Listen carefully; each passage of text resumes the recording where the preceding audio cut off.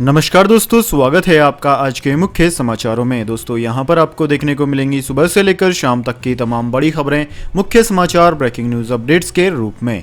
तो दोस्तों आप सभी लोगों से रिक्वेस्ट है इस वीडियो को ज़्यादा से ज़्यादा लाइक और शेयर करें। तो दोस्तों सीधे चलते हैं आज की पहली बड़ी खबर की ओर।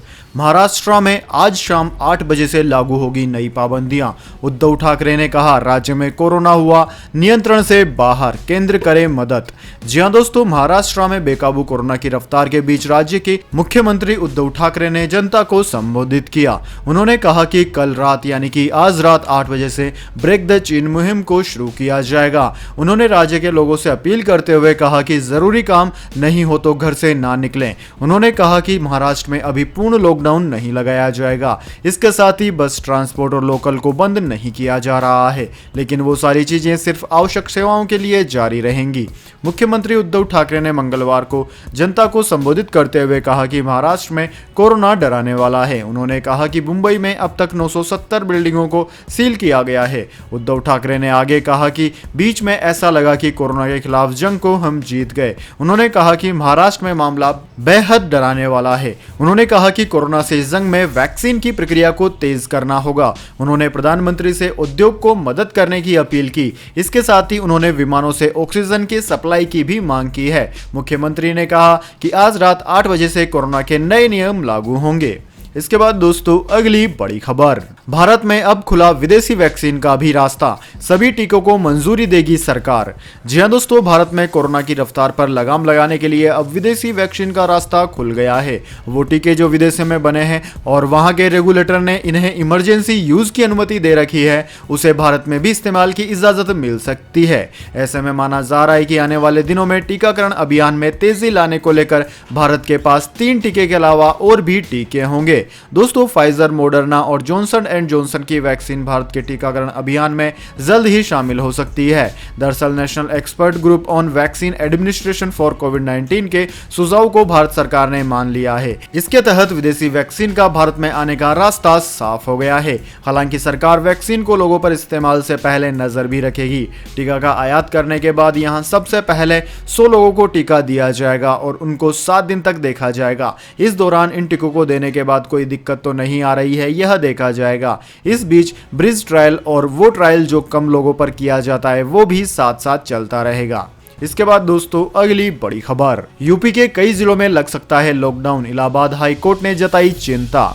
जी हां दोस्तों, कोरोना वायरस के बढ़ते संक्रमण पर इलाहाबाद हाई कोर्ट ने उत्तर प्रदेश सरकार को लॉकडाउन के आदेश पर विचार करने को कहा है। हाई कोर्ट ने कहा है कि अधिक संक्रमित जनपदों में 2 से 3 सप्ताह का लॉकडाउन लगाने पर विचार किया जाए। कोर्ट ने मास्क का सख्ती से पालन कराने का निर्देश दिया। सड़कों पर बगैर मास्क लोगों के टहलने पर पुलिस उनके खिलाफ अवमानना की कार्यवाही कर सकती है। इलाहाबाद हाई कोर्ट ने उत्तर प्रदेश सरकार से कहा कि शहरों में खुले मैदान में अस्थायी अस्पताल बनाकर लोगों का इलाज किया जाए। जरूरी समझने पर संविदा पर स्टाफ की तैनाती की जाए। कोरोना को लेकर दायर एक जनहित याचिका पर सुनवाई के बाद कोर्ट ने यह आदेश दिया। जस्टिस सिद्धार्थ वर्मा और जस्टिस अजीत कुमार की खंडपीठ ने यह आदेश जारी किया है। इसके बाद दोस्तों अगली बड़ी खबर, पश्चिम बंगाल विधानसभा चुनाव, शिवसेना का इलेक्शन कमीशन पर निशाना, कहा बीजेपी के कहने पर लिया ममता बनर्जी पर बैन का फैसला।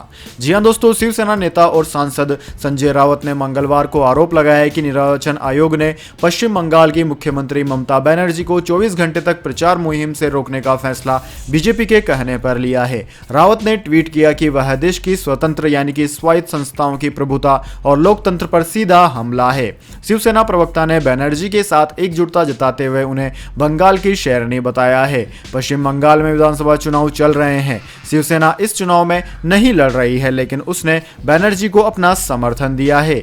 दोस्तों आपकी जानकारी के लिए बता दें, आयोग ने ममता बनर्जी के केंद्रीय बलों के खिलाफ बयानों को कथित धार्मिक प्रवृत्ति वाले एक बयान के कारण उनके 24 घंटे तक चुनाव प्रचार पर रोक लगा दी है। इसके बाद दोस्तों अगली बड़ी खबर, अमेरिका ने जॉनसन एंड जॉनसन के वैक्सीन पर लगाई रोक। 6 लोगों में ब्लड क्लॉटिंग के मामले आने के बाद फैसला लिया।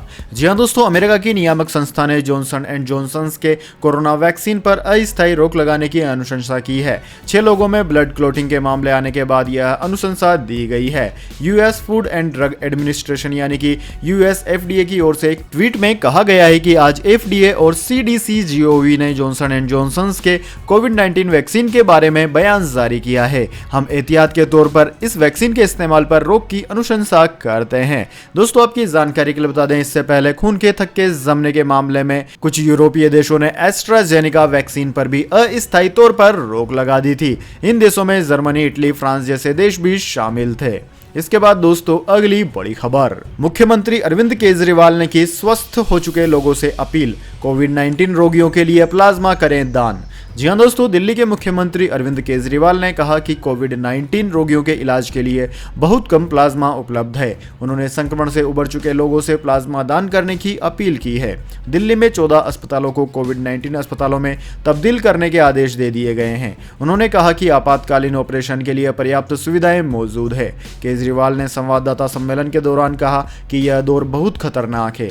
10 से 15 दिन के आंकड़ों के अनुसार 65% रोगियों की आयु 45 वर्ष से कम है। आपका स्वास्थ्य और जीवन हमारे लिए बेहद महत्वपूर्ण है। मैं युवाओं से अपील करता हूं कि वे जरूरत पड़ने पर ही घर से बाहर निकलें और कोविड नियमों का पालन करें। इसके बाद दोस्तों, अगली बड़ी खबर, यूके ने मनी लॉन्ड्रिंग और टेरर फंडिंग पर पाकिस्तान को दिया झटका, हाई रिस्क कंट्रीज में कर लिया शामिल। जी हां दोस्तों, ब्रिटेन ने पाकिस्तान को तगड़ा झटका देते हुए उसे उच्च जोखिम वाले देशों की श्रेणी में रखा है। यूनाइटेड किंगडम ने अपनी मनी लॉन्ड्रिंग, टेरर फंडिंग से जुड़े नियमों में संशोधन किया, जिसके तहत उन देशों की सूची तैयार की गई जहां मनी लॉन्ड्रिंग, टेरर फाइनेंसिंग का सबसे ज्यादा खतरा है। इस सूची में उत्तर Korea, Syria, Zimbabwe, Syria, Yemen के साथ पाकिस्तान को भी जगह मिली है। यूके ने मनी लॉन्ड्रिंग, टेरर फंडिंग और ट्रांसफर ऑफ फंड्स अधिनियम 2017 में पिछले महीने संशोधन किया है। यह संशोधन 26 मार्च से लागू हो गया है। दोस्तों, ब्रिटेन ने इस संशोधन के जरिए यह साफ कर दिया है कि उनकी नजर में भी पाकिस्तान आतंकवाद को वित्त पोषित करने वाले देशों में शुमार है। यूके के इस कदम से अंतर्राष्ट्रीय स्तर पर इमरान खान के नए पाकिस्तान की छवि प्रभावित होना लाजमी है। इसके बाद दोस्तों, अगली बड़ी खबर, चुनाव आयोग के बैन के खिलाफ 3 घंटे धरने पर बैठी ममता बनर्जी, रात 8 बजे के बाद करेगी 2 रैलियां।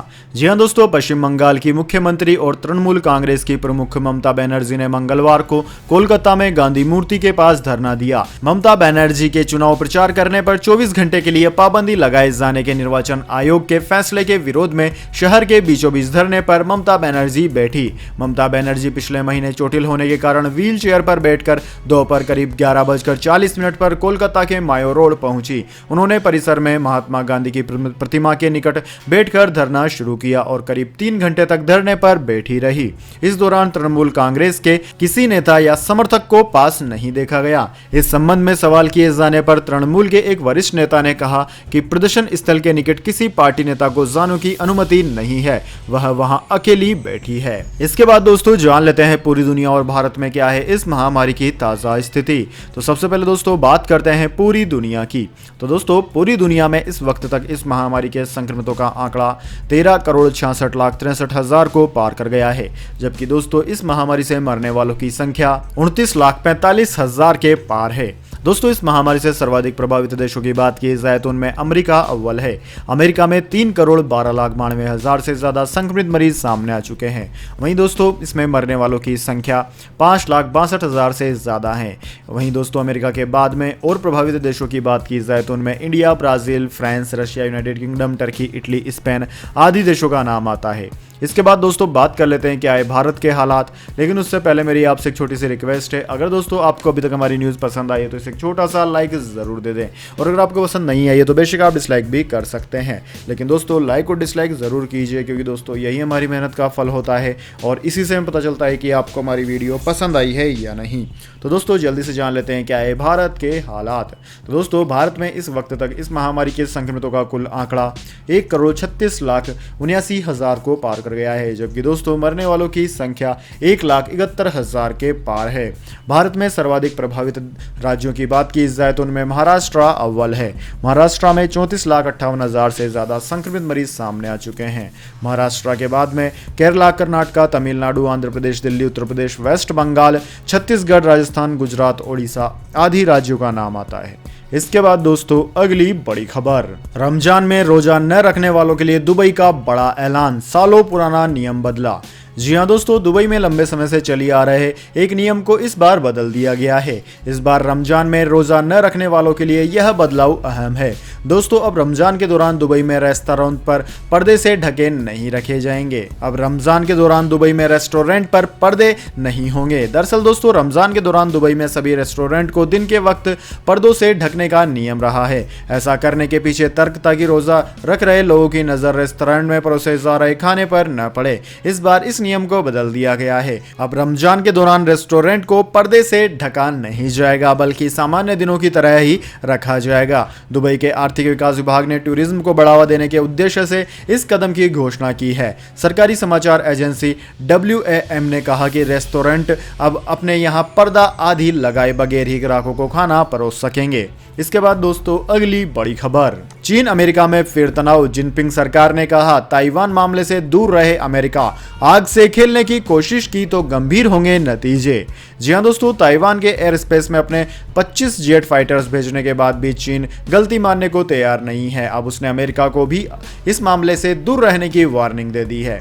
चीन के विदेश मंत्रालय ने मंगलवार को कहा कि ताइवान हमेशा से चीन का हिस्सा रहा है। अगर अमेरिका इस मामले में दखल देने की कोशिश करेगा तो उसे गंभीर नतीजे भुगतने पड़ेंगे। अमेरिका आग से खेलने की कोशिश ना करे। दोस्तों चीन का यह बयान साफ तौर पर अमेरिका को धमकी के तौर पर देखा जा रहा है। दरअसल दोस्तों अमेरिका ने ताइवान के हवाई क्षेत्र में चीन के लड़ाकू विमानों की उड़ान के बाद एक बड़ा फैसला किया। बाइडेन एडमिनिस्ट्रेशन ने अमेरिका और ताइवानी अफसरों की मुलाकात पर लगे प्रतिबंध हटा लिए। इसके मायने ये हुए कि अब इन दोनों देशों के अफसर चीन के खिलाफ कोई भी रणनीति बना सकते हैं और इसके लिए बेरोक टोक मुलाकात भी कर सकते हैं। इसके बाद दोस्तों अगली बड़ी खबर, अडानी ग्रुप को लगा झटका। अमेरिकी बाजार ने अडानी पोर्ट्स को इंडेक्स से कर दिया बाहर। म्यांमार की सेना से कारोबारी संबंध का लगाया आरोप।